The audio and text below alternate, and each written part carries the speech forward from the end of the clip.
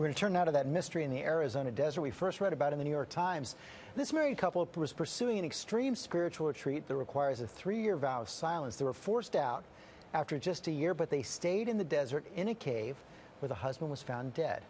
Authorities are just beginning to piece together what happened, and ABC's Dan Harris is here with the latest. Good morning, Dan. Hey, George, good morning to you. This really is an extraordinary yarn involving a quest for enlightenment gone horribly wrong. Now a spiritual community that some people call a cult is dealing with some tough questions raised by one man's painful death out in the Arizona desert. So this is Ian. This is Lama Christie. They were husband and wife, spiritual companions, the co-authors of a book on partner yoga. In this promotional video, they seem healthy and happy. There's no hint of how this story would ultimately wind up, with Christy McNally and Ian Thorson living in a cave in the desert, desperate and dehydrated, and Ian dying a horrible death. What was it like for you to watch your son get sucked up into this world? It was frightening. Ian Thorson's family is now crying foul about this controversial religious organization run by this man, Michael Roach, a Princeton graduate who made a fortune in the diamond trade and then became a Buddhist monk.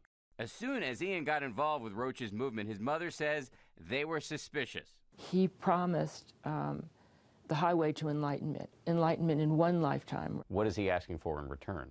Total dedication. In your view, is Michael's group a cult? Yes.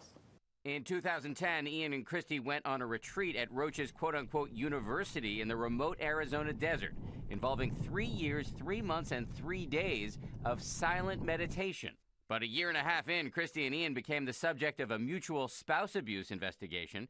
According to this letter from Michael Roach, a medical practitioner in his group treated Ian for 3 stab wounds they say were inflicted by Christy.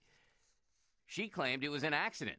The group was asked to leave the retreat, so they went to live in a cave nearby. I think it was a couple of people that thought they could live off the land, and they made a huge mistake. David Roach said he took the right precautions, offering Ian and Christy money, an assistant, and a rental car to ease their transition. He says they refused all that help and refused to tell anybody where they were going. As of right now, police do not suspect foul play in Ian's death. They're continuing to investigate. Well, at this point, the family really hopes they will, but it's unclear whether there's much more to investigate. There are a lot of questions. It's unclear whether they're criminal questions at this point. Got it. Okay, Dan Harris, thanks very much.